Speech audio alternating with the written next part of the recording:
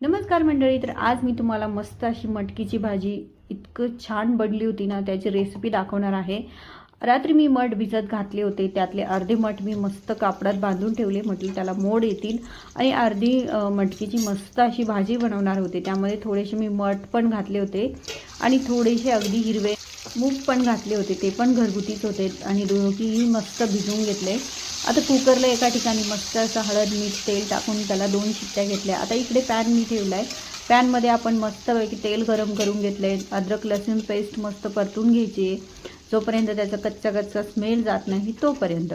मस्त आता कढीपत्ता टाकलेला आहे आणि थोडासा मी घरगुती मसाला 1 चमचा टाकलेला आहे. हा घरगुती गरम मसाला बनवलेला होता, तो ॲड केला आहे. नंतर थोडंसं धना पावडर आणि थोडंसं लाल तिखट ॲड केलं.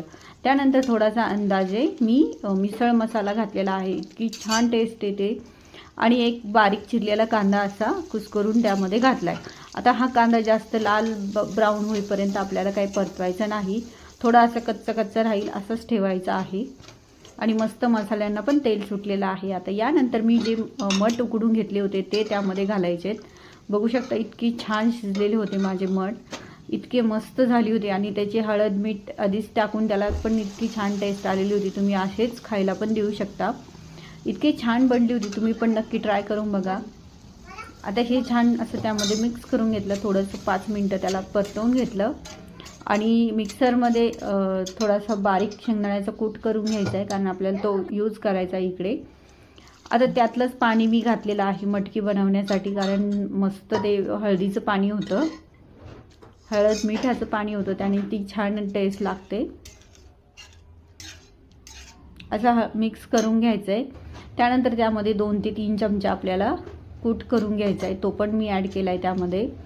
आणि अशीच 5-6 मिनटं मस्त अशी भाजी आपली कमी गॅसवरती उकळून द्या. इतकी छान तरी आली होती आणि इतकी छान झाली होती ना मैत्रिणींनो.